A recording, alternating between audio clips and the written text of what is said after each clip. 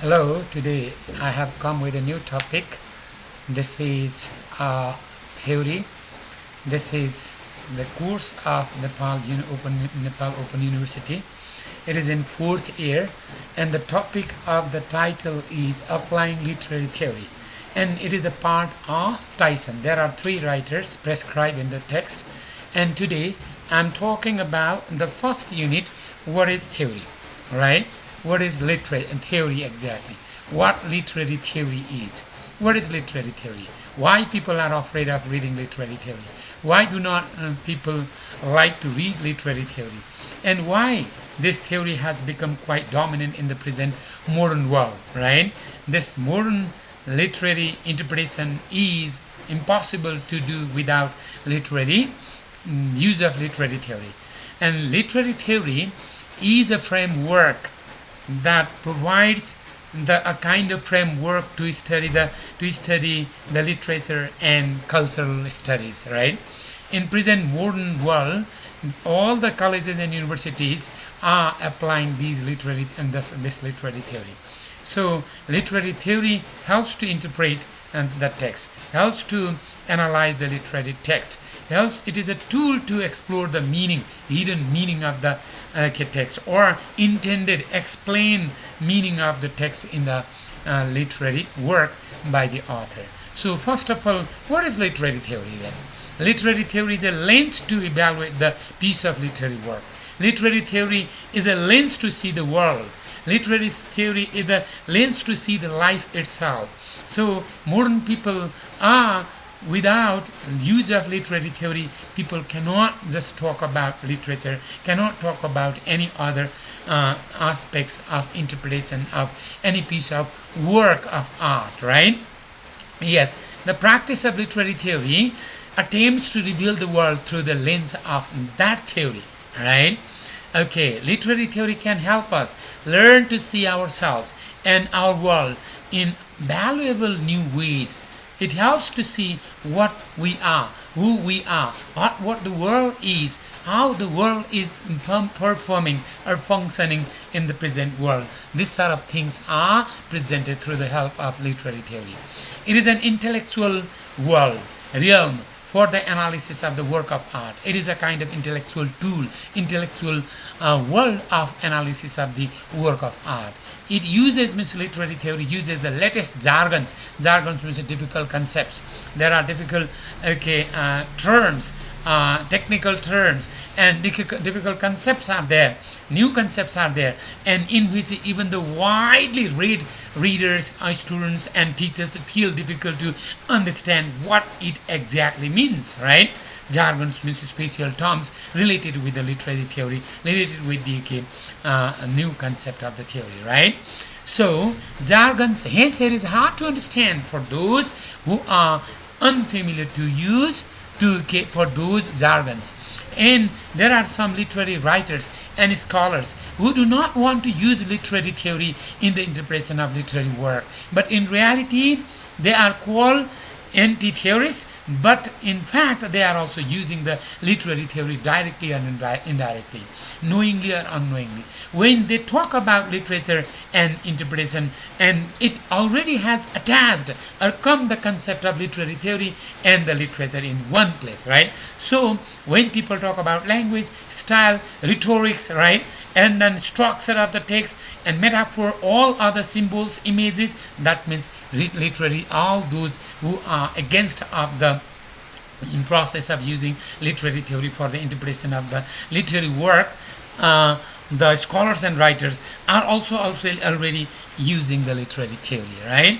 So in other words, what this literary theory exactly is then, right? The knowledge of critical theory that has become mark of status. When people talk about literary theory and when they have the knowledge of literary theory, it is the mark for status, right? Or educational property. So knowledge of literary theory is a kind of educational property. People love it, people like to use it, right? It has become mostly costly commodity, right? Literary theory has become costly commodity, a kind of goods, and has become hard to acquire and maintain at the state of the art. It is very difficult to acquire, and it is very difficult to maintain once we acquire it, right? New students are reluctant, means unwilling to study literary theory due to fear of failure. They have the feeling of fear of being failure, and then fear of losing the intimate magical connection with literature. Because when the students are reading literature, they enjoy literature, they feel there is a magical connection in the literature. But when they read about when they try to apply this literary theory in the process of analysis of literature, and they are afraid because they think that they may lose the connection, magical connection, harmonious connection of their reading with the literature, right? So literary theory jargons generate the dignity. When people talk about literary theory, about the jargons of certain terms, and that gives a kind of dignity, pride, and high status, the status of the for the users, right? The phrase, there is a new phrase, this is a jargon. The death of the author is a kind of jargon for students, and it is difficult to understand for them who are widely just read students, well intellectual sort of students. They feel difficult. What is that death of author exactly mean? The student feel that it must be complex concept because they do not know, and they think that it must be complex concept, maybe difficult concept, right? The meaning of the phrase the death of the author was not evident that is in the context in which the students had heard it. The students did not know what the exact meaning in the context in which it is heard, in which it is used, in which the students felt that it must be a complex concept. Students feel that it is a complex concept, right? So those who use the phrase acted as though they belong to the elite class.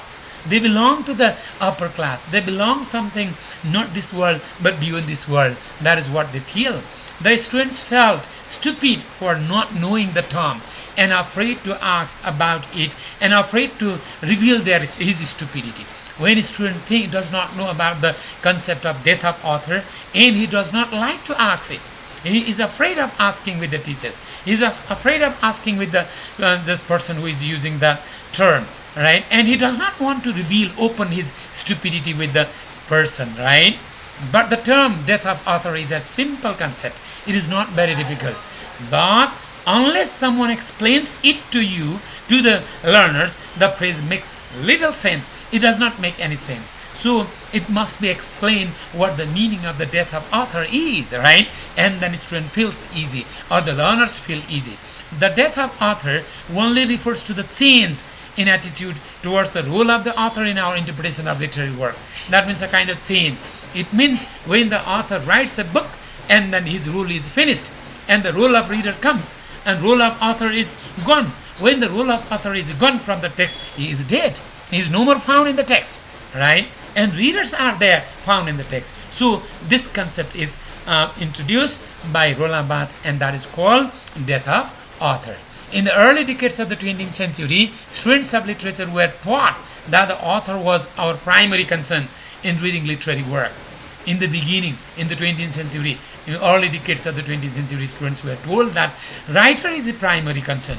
Writer is the primary person to give the meaning for reading literary work. And the reader's task was to examine the author's role, right?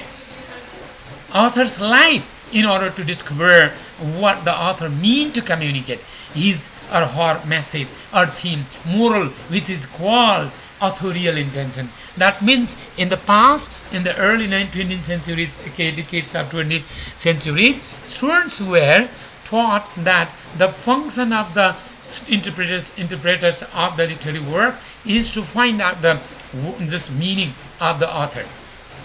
That means it was to sort the biography of the author. It was to study the life history of the author. It was to get the meaning of the author. It was to go back in the past of the author's life. And it was to gain, it was to get the intended meaning of the author, and his author's diary, author's society, author's other things were to be studied. That was the concept in the early 20th, early decades of the 20th century, and it was searched to the meaning of the author, what author exactly intended to say, what author exactly wanted to say. That type of meaning was searched in the early decades of the 20th century, right? The focus now, it has been changed now. It is not so. Now that authorial intention, authorial intended meaning is not focused at present. It is a different interpretation with the different modern theories, right?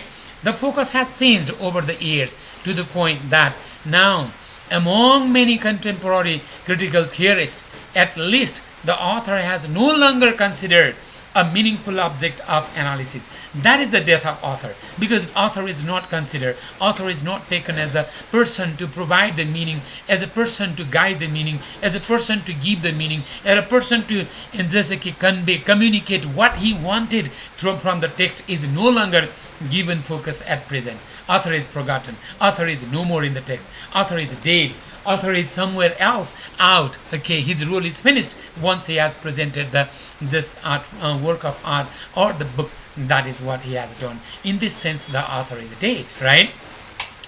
We focus on the ideological, rhetorical, and or aesthetic structure of the text. What is the ideology of the text? What is the rhetorical aspects of the text? What is the aesthetic structure of the text? That is what we focus on. The culture in which the text was produced. We focus on the culture, where, in what sort of society, in what type of culture it was produced. In this sense, the author is ignored. He is not given importance from the text, and the text itself is interpreted. No author is remembered. Author is forgotten. No writer is just given importance for the drawing or exploring of the meaning of the text. In that sense, author is dead. That is the jargon of literary text, and students feel it is quite difficult unless and until they are explained by the person who has coined this concept. One of the most important things a theory can show us is that methodologies. This is a methodology. Theory helps us to apply the technique or kind of method as ways of seeing the world. Whether we are talking about physics or sociology, literature or medicine, that is what we are getting the methods. So methodologies. And literary theory provides a kind of methodology for seeing the world, for talking about the physics, for the study of sociology, for the study of literature, for the invention of medicine and other things. This is a kind of method, right? There are always debates among the theories, because different theories do have different views and their points, right? And they function as opponents. Theorists are, because there are many theories: classical theories, medieval theories, Renaissance theory, feminism, Marxism, cultural studies, new historicism, structuralism, post-structuralism, deconstruction, queer theory. Number of theories are coming and emerging. Formalism, right?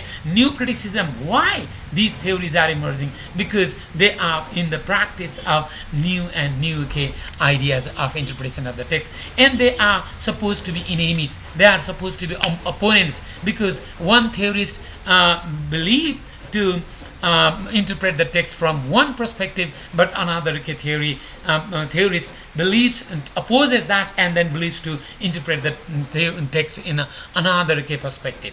So, but there is no such thing as a non-theoretical interpretation. There is no place without a theory at present. Even common sense cannot be imagined, cannot be just interpreted, cannot be used in absence of the theory. So theory has become very important, integral part of the modern world, right? Our thinking is guided by theories. That is why theory is required. It increases the capacity for interpretation of literature. Why we need theory? Because it helps to just interpret the literature. It enhances our capacity, our skill and intelligence to appreciate literature. So it is required, right? The more we experience in life, the more we are capable of experiencing in literature, right? The more we understand theory, the more we are able to apply it in literature. That is the concept. If we are more experienced, we are more capable of experiencing literature. And then beginners do not know about literature as much as the experienced people know. In the same way, the more we have the knowledge of theory, and the more it becomes easy to apply the theory in the interpretation of literature. Critical theories are not completely isolated, but they are interrelated to one another. It means no theory is completely different, completely isolated, completely separate. All theories are interrelated to one another. All theories are connected to one another, right? So there is a connection between and among all the theories. Different schools of theories do have different views. Yes, Marxism has one views. Okay, feminism has another views. Classical theory has another views. Romantic theory has a different views. Okay, Renaissance, New Classicism theory has different views. Cultural study theory has a different views. Okay, in the same way, let's see. Other theories, queer theory has a different views, so they have their own different views. Marxism focuses on the socio-economic consideration that underlie human behavior. It does not exclude psychological domain. It talks about social condition, it talks about economic condition, but it also talks about psychological condition, and it focuses on how the psychology is formed by the socio-economic condition, because our psychology, our thinking process, our other ideas, whatever we make in our brain, that is what is related with the society, related with the construction of socio-economic condition. If the rich man, the thinking of rich man, the psychology of the rich man and the psychology of the poor man differs because of socio-economic condition, right? This is what Marxist talks. Feminist analysis often draw the psychoanalytic and Marxist concepts. It reveals how women are psychologically and socio-economically suppressed, oppressed, right? When we talk about feminism, feminists think that women are suppressed psychologically. Women are suppressed socio-economically. They are oppressed. That sort of concept comes in feminism. Using the same theory does not necessarily mean reading the literary theory in the same way. Though we use same theory, but literary theory, but reading may be different. Reading may be different by though we use the same literary theory, right? The term critic, literary criticism, does not necessarily imply finding fault with literary work. Criticism means not finding faults. It is getting the elements of the literary text inside. It is using theory and analyzing the literary text. It is appreciating and always even finding errors, weaknesses through different theories, right? Literary criticism tries to explain the literary work to us, right? It tries to explain the literary work to us. Its production, how it is produced. Literary theory tries to explain the literary work to the readers, tries to observe the literary work's production, its meaning, tries to give its meaning, tries to give its design, tries to give its beauty. That is what the literary theory does, right? When critics tries to find the flaws, weakness in one another's interpretation more than literary work. When they are criticizing and one another, they would be trying to find out the weaknesses. Literary critics spend much more explaining, than evaluating. They do not evaluate what the literary text is. Rather, they explain. Rather, they explore the meaning. Rather, they point out the exactly elements found in the literary text, right? New criticism is to assess, that examines the aesthetic beauty, aesthetic quality of literary work. So, new criticism's interpretation is different from another Marxist interpretation that tries to assess, examine the aesthetic quality of literary work. So, critical theory or literary theory tries to explain the assumptions and values upon which various forms of literary criticisms rest. Yes, that is what is the function of the literary criticism. So, literary criticism is the application of critical theory to the literary text. What is literary theory? What is literary criticism? It is nothing. It is application of critical theory. It is application of theory to the literary text. It is the tool to explore the meaning of the literary text. It is the framework to or the guide to study the literary work, right? And it is a lens to see the literary work. and to explore the intended or expressed meaning of the literary text.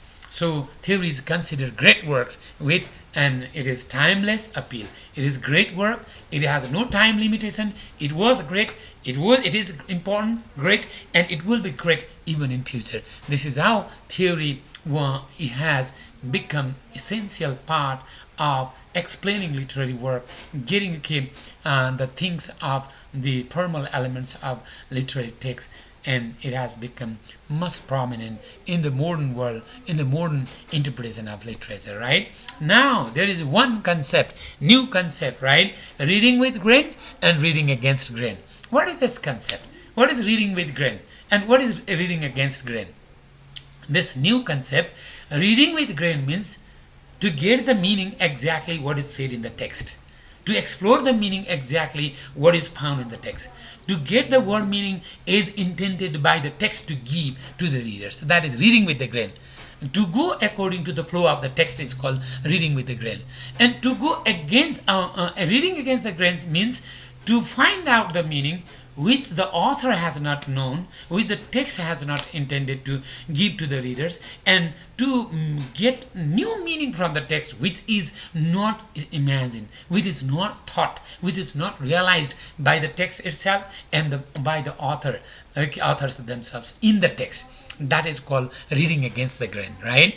If we read what is there in the text and interpret, that is reading with the grain. If we find new things which is not imagined by the text, which is not imagined by the authors, and we get new concept, new ideas out of that text, that is reading against the grain, right? Let's see. When the readers read the literary work, the way it is asked or invited to read by the author is called reading with the grain, right? What the writer has asked to read, what the text has intended to read, and to read in the same way is called reading with the grain. When we read with the grain of literary work, we interpret the work the way it seems to invite us to interpret it. We do not go out of the text.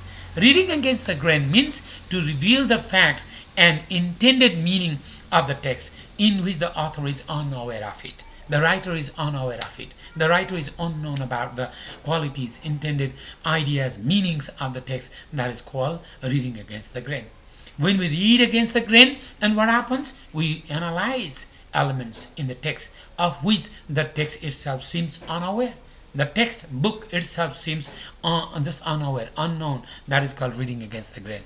The example of both kinds of readings are applied in the interpretation of the Great Gatsby by Tyson, right? In her book Literary Theory, Guide to a Literary Theory, she has applied, right, reading with the grain and reading against the grain, right? Reading with the grain implies seeing what the author intended us to see, while reading against the grain implies seeing something the author did not intend, or something the author did not intend, or something of which he or she was unaware of, or something the writer was unaware of from the text, something that is not expected to get from the text, and we get new thing from the text, and the readers give new meaning from the text. That is reading against the grain. So new criticism was a reaction against intentional, right, a traditional historicism. Deconstruction was against structuralism. This is a process how it was going on. And one example Tyson has brought, she has brought her own experience. Tyson was wanted to study theory. Tyson did not have any technique how to read theory, and when she started reading theory, when she went through the theory, she was intelligent, she was talented, she had very good command of reading, but when she started reading theory, she did not understand. When she read, see, Tyson has given the real experience of reading Jacques Derrida's, see, structure, sign and play. This is just like an essay. This is the essay of deconstruction. This is from this essay, deconstructive style of reading emerged in the literary theory. And when she was reading this, she did not know. She thought that she was stupid. She thought that she knew nothing. She thought that she was dunce. She thought that her study was meaningless, useless, worthless, because she could not understand what Derrida exactly wanted to tell. And she was weeping. She was crying. She was full of tears. Why? Because she did not know how to read literary text. Later, when she knew the technique how to read literary text, and then she felt it easy, and she has advised the readers not to afraid with the literary text, rather literary theory, rather read the technique, read how to read it, and then just get it familiar with, and you can become in just you can feel it easy to apply the literary theory. The author did not understand the essay and had to be with tears. See there, this Tyson. Though the writer was intelligent, but realized being less intelligent at that time when she was reading, because she did not understand, she did not decipher, she did not get the point what the literary theory exactly was. The author had no roadmap of reading theory. So when she had no roadmap of reading theory, and then it was natural for her not to get the concept and to fail to get the idea, right?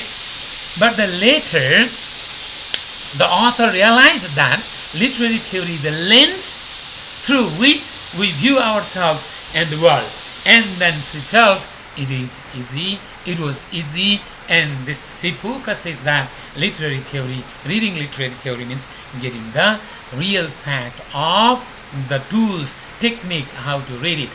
This is how, I have introduced some ideas of literary theory, some concept what literary theory is, why we need literary theory, and how literary theories are interpreted. So you can read it, you can understand theory, and you can, those even people who are interested in reading literary theory can read it, can listen this idea, can and then apply the technique, learn the technique, and then read the theory, because theory has become very important in the present world, right? Thank you.